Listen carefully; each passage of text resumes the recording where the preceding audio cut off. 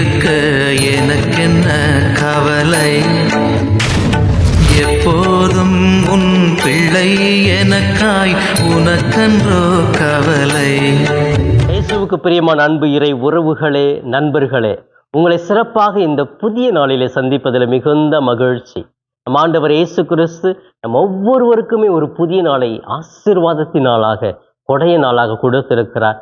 நன்றி கூறுவோம். பிரியமானவர்களே, இன்று பாஸ்கா காலத்தின் 33ஆம் நாளை ஆரம்பிக்கிறோம்.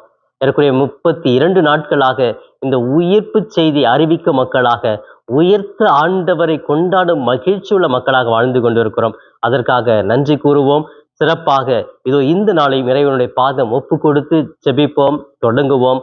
நிறைவான அமைதி, ஆற்றல், மகிழ்ச்சி இறைவன் கொடுப்பார். பிரியமானவர்களே, இதோ சிறப்பாக இன்றைய மன்னாவிலே இன்று நம்முடைய தாயாம் திரு அவையும் ஆண்டவர் இயேசுவும் நமக்கு இன்று வழங்குகிற இன்றைய மன்னா உன்னதமான உணவு யோவான் நற்செய்தி 15ஆம் அதிகாரம் 9-11 முடிய பகுதிகள். பிரியமானவர்களே, இந்த பகுதியை நேரம் கிடைக்கும் பொழுது வாசித்து பாருங்கள். ஒரு அருமையான பகுதி. என் தந்தை என்னை அன்பு செய்வது போன்று நானும் உங்களை அன்பு செய்கிறேன் என்று இயேசு கிறிஸ்து முன்வைக்கிறார்.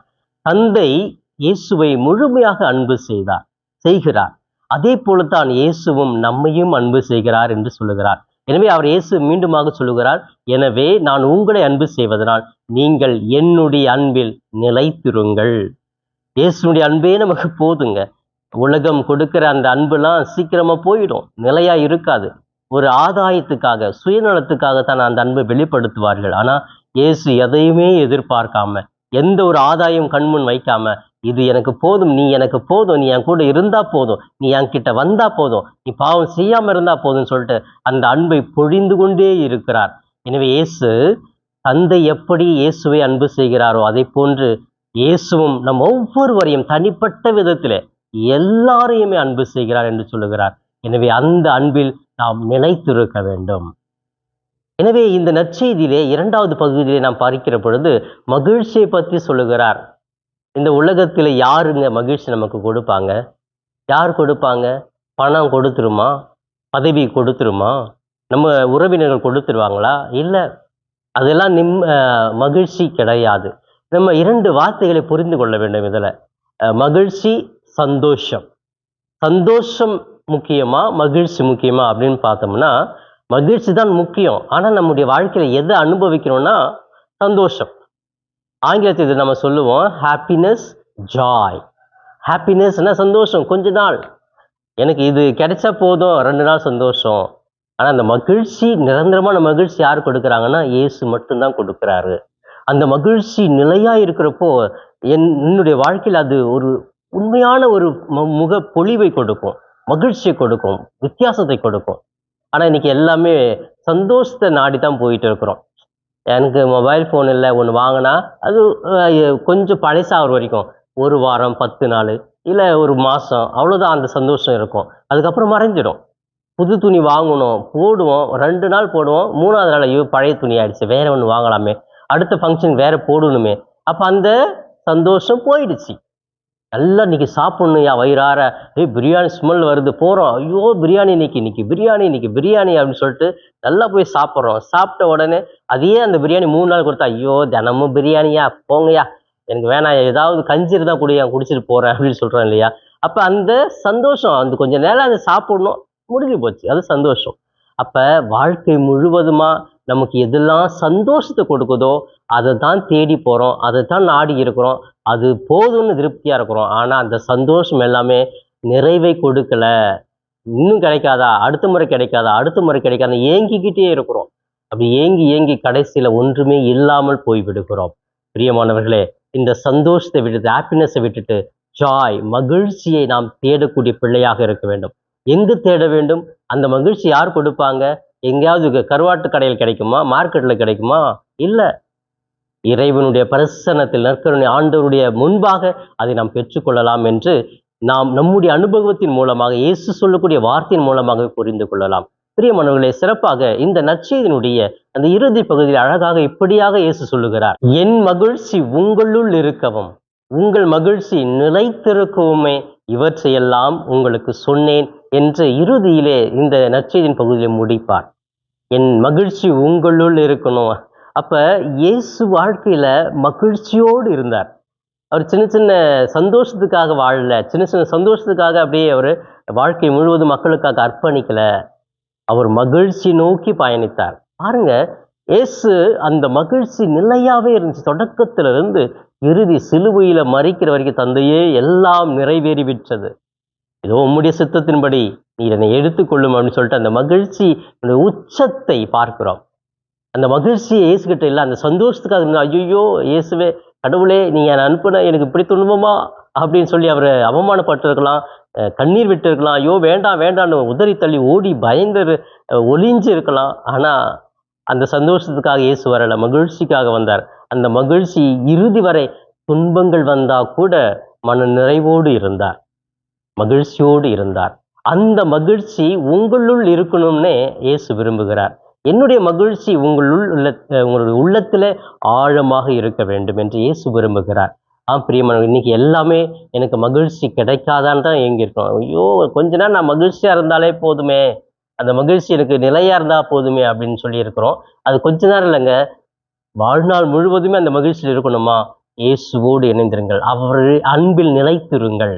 அவருடைய அன்பில் நிலைத்திருக்கணும்னாக்கா அவர் சொல்லுகிற வார்த்தையின்படி வாழ்வது, அவர் பேசுகிற வார்த்தைகளை கேட்பது, அவருடைய பிரசன்னத்தில் இருப்பது, அவருடைய உணவை தினமும் உட்கொள்வது, பாவம் செய்யாமல் நல்ல மனிதர்களை வாழ்வது. அப்படி இருக்கிற பொழுது இறைவன் நமக்கு மகிழ்ச்சியை கொடுக்கிறார். இன்னைக்கு மகிழ்ச்சியை பத்தி ஆயிரக்கணக்கான ரிசர்ச் போயிட்டு இருக்குது. ஒரு மனுஷனுக்கு ஹாப்பினஸ் எப்படி வருது, மகிழ்ச்சி அவன் எப்படி அனுபவிப்பான், எது இருந்தா மகிழ்ச்சியா இருப்பான், எது இல்லைன்னா அவனுக்கு மகிழ்ச்சி இருக்காது, இதெல்லாம் ஆராய்ச்சி பண்ணிக்கிட்டே இருக்குது. அந்த உலகம் கொடுக்காத மகிழ்ச்சி ஆண்டவர் கொடுக்கிறார். அந்த மகிழ்ச்சி ஆண்டவர்கிட்ட தாங்க வருது. ஒருவேளை ஹாப்பினஸுக்காக நம்ம ஆராய்ச்சிலாம் பண்ணிடலாம், கொஞ்ச நேரம் மகிழ்ச்சிக்காக என்ன பண்ணலாம், எங்க போய் இருந்தா மகிழ்ச்சியா இருக்கும். டூரிஸ்ட் நிறைய இடங்களை சூஸ் பண்ணுவோம், எங்க போனா ரொம்ப சந்தோஷமா ஹாப்பியா இருக்கலாம், இந்த இடத்துக்கு போகலாம், இந்த இடம் சூப்பரா இருக்குது, இந்த இடத்துக்கு நான் போனதே இல்லை, அங்க போனா ரொம்ப சந்தோஷமா இருப்பேன். போயிட்டு வருவீங்க, 3 முறை போவீங்க, 4வது முறை போன ஐயோ அந்த இடமா, வேண்டாம் வேண்டாம் வேற இடம் போவோம்பா, போன இடத்துக்கேவா போறது. 10ஆம் கிளாஸ்ல போயிருப்போம், இல்ல 5ஆம் வகுப்பு படிக்கும்போது போயிருப்போம், ஐயோ நான் அந்த இடத்துக்கு போயிட்டேன், வேற இடம் போங்க. இல்ல அந்த இடம் நம்ம புதுசா போனாதான் மகிழ்ச்சியா? இல்ல, இப்ப இருக்கிற இடத்துல வாழ்ந்துட்டே இருந்தா கூட அந்த மகிழ்ச்சி நம்ம உருவாக்கி கொள்ள வேண்டும். அந்த உருவாக்கத்தை யார் கொடுக்கிறார்? கடவுள் கொடுக்கிறார். எனவே மகிழ்ச்சி என்பது ஒரு இடம் கொடுக்காது, ஒரு பொருள் கொடுக்காது. இறைவனோடு இணைந்திருப்பது, இறைவனுடைய அன்பு தான் ஒரு மனிதனுக்கு மகிழ்ச்சியை, நிரந்தரமான மகிழ்ச்சியை கொடுக்கும் என்று நாம் இன்றைய நற்செய்தியில படிக்கிறோம். பிரியமானவர்களே, நான் கூட என்னுடைய இந்த நற்செய்தி அறிவிப்பு பணியில இதைத்தான் என்னுடைய முக்கியமான நோக்கமாக கொண்டு செயல்பட்டு கொண்டிருக்கிறேன். டுவர்ட்ஸ் த பர்ஃபெக்ட் ஜாய் அப்படின்னு சொல்லிட்டு, நிரந்தர மகிழ்ச்சியை நோக்கி என்று சொல்லி என்னுடைய இந்த யூடியூப் சேனலே ஒரு சேனல் கூட ஆரம்பித்து என்னுடைய மோட்டோவாக இதைத்தான் வைத்திருக்கிறேன். எனவே நான் அந்த நிரந்தர மகிழ்ச்சி எப்படி கிடைக்கும்? கடவுள்கிட்ட இருந்தாதான் கிடைக்கும், கடவுளுடைய வார்த்தையை கேட்டதான் கிடைக்கும், கடவுளை பற்றி பேசினதான் கிடைக்கும் என்பதை நான் உணர்ந்திருக்கிறேன். அதனால்தான் எனக்கு தூய ஆவியினுடைய தூண்டுதனாலே நிறை வாழ்வை நோக்கி, நிறைவான அமைதியை நோக்கி, நிறைவான மகிழ்வை நோக்கி என்று சொல்லி அந்த சிந்தனைகளை உள்வாங்கி இந்த யூடியூப் சேனல் மூலமாக நற்செய்தி பணி அறிவிக்கிறேன். எனவே மகிழ்ச்சியோடு வாழ கற்றுக்கொள்வோம், மகிழ்ச்சியை நாம் இறைவனிடத்தில் பெற்றுக்கொள்வோம். இறைவன் ஒருவரே நம் அனைவருக்கும் மகிழ்ச்சியை கொடுக்கக்கூடிய உன்னதமான தேவன் என்பதை புரிந்தவர்களாக இதோ சிறப்பாக இந்த நாளிலே நான் மகிழ்ச்சியை நோக்கி மனிதர்களை நாடி செல்லுகிறேனா, மகிழ்ச்சிக்காக பணத்தை நாடி செல்லுகிறேனா, மகிழ்ச்சிக்காக பதவியை நாடி செல்லுகிறேனா, மகிழ்ச்சிக்காக சொத்து சுகத்தை நாடி செல்லுகிறேனா, மகிழ்ச்சிக்காக சிறு சிறு ஆசைகளை நாடி செல்லுகிறேன் யோசித்து பார்த்து, இது எல்லாம் நிரந்தர மகிழ்ச்சி என்னுடைய வாழ்க்கையில் கொடுக்காது. நிரந்தர மகிழ்ச்சி, உன்னதமான மகிழ்ச்சி, மன பொலிவு, மன தெளிவு இறைவன் ஒருவரே, இறைவன் பிரசன்னம் ஒன்றே எனக்கு கொடுக்கும் என்று உணர்ந்தவர்களாக இந்த நாளிலே சிறப்பாக வாழ்வோம். இப்பொழுது கண்களை மூடி ஜெபிக்கலாமே. எங்களை நேசிக்கும் எங்கள் தாயும் தந்தையுமான இறைவா, நன்றி இயேசுவே, நன்றி தெய்வமே, இந்த நாளை கொடையாக கொடுத்திருக்கிறீரே, நன்றி இயேசுவே. இந்த நாளில் எங்களோடு பயணிக்க இருக்கிறீரே, நன்றி இயேசுவே. எங்களுடைய துன்பங்கள் துயரங்களை கண்ணீரை துடைக்க இருக்கிறீரே, நன்றி இயேசுவே. இன்று நாங்கள் மகிழ்ச்சியோடு வாழ்வதற்கு நல்ல வாய்ப்புகளை, தெளிவான சிந்தனைகளை கொடுக்க போகிறீரே, நன்றி இயேசுவே. தெய்வமே, இன்றைய மன்னா என்ற இந்த நிகழ்ச்சியை பார்த்து ஜெபித்து கொண்டிருக்கிற ஒவ்வொரு பிள்ளைகளையும், தனிப்பட்ட விதத்திலே உன் பாதம் ஒப்பு கொடுத்து ஜெபிக்கிறேன்.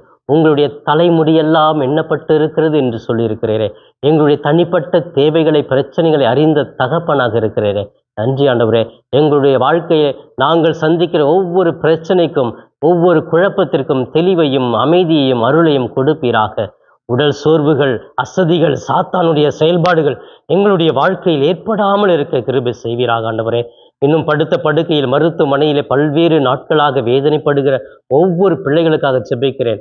என்னுடைய வாழ்க்கையிலே படுத்த படுக்கையிலே இருக்கிறேன், மருந்து மாத்திரை உணவாக இருக்கிறது என்று கண்ணீர் வடிக்கிற பிள்ளைகளுக்கு நீர் நல்ல மருத்துவராக இருந்து அவர்கள் அனைத்து வியாதிகளை, மூச்சம் தலையிலிருந்து உள்ளம் பாதம் வரை இருக்கிற எல்லா உறுப்புகளையும் தூய்மையாக்கி புனிதப்படுத்த நான் ஜெபிக்கிறேன். ஆசீர்வதியும் ஆண்டவரே. இன்னும் உறவுகளுக்கு மத்தியிலே ஒற்றுமை இல்லை, சமாதானம் இல்லை, சண்டை சச்சரவுகள், போட்டி பொறாமைகளினால் வாழ்ந்து கொண்டிருக்கிற ஒவ்வொருவருக்கும் ஆண்டவரே மன அமைதியை கொடுத்து, மகிழ்வை கொடுத்து, அனைவரும் ஒற்றுமையோடு வாழ கிருபை செய்வீராக ஆண்டவரே. குடும்பத்திலே பிரச்சனைகள், சண்டைகள், கேஸ் இருக்கிறது, குழப்பம் இருக்கிறது, எனக்கு வீடு இல்லை, நிலம் இல்லை, நிலப்பிரச்சனை, வீட்டு பிரச்சனை என்று குழம்பி கிடக்கிற ஒவ்வொருவருக்கும் நல்ல ஒரு விடுதலை கொடுப்பீராக ஆண்டவரே. இன்னும் ஆண்டவரே, எனக்கு ஏன் இந்த வியாதி, நான் ஏன் இப்படி கஷ்டப்படுகிறேன், எனக்கு ஏன் வேலை வாய்ப்பு இல்லை, என் குடும்பத்தில் ஏன் வறுமை, உண்ண உணவு இல்லை, உடுத்த உடை இல்லை, இருக்க இருப்பிடமில்லை என்று வாழ்ந்து கொண்டிருக்கிற ஒவ்வொரு பிள்ளைகளுக்கும் அனைத்து ஆசீர்வாதங்களையும் கொடுத்து வழி நடத்துவீராக. பிள்ளைகளுக்கு ஞானத்தையும் அறிவையும் நல்ல ஒரு எதிர்காலத்தையும் கொடுப்பீராக. இவையெல்லாம் எங்கள் ஆண்டவரும் மீட்பெருமான இயேசுவின் மூலம் ஜெபிக்கிறேன் என் ஜீவனுள்ள நல்ல பிதாவே. ஆமேன், ஆமேன். பிரியமானவர்களே, இந்த நாள் இனிய நாளாக இறை அருளை நிறைவாக பெறும் நாளாக அமைய வாழ்த்துகிறேன். உங்களுக்காக ஜெபிக்கிறேன். இயேசுவுக்கே புகழ், மரியே வாழ்க.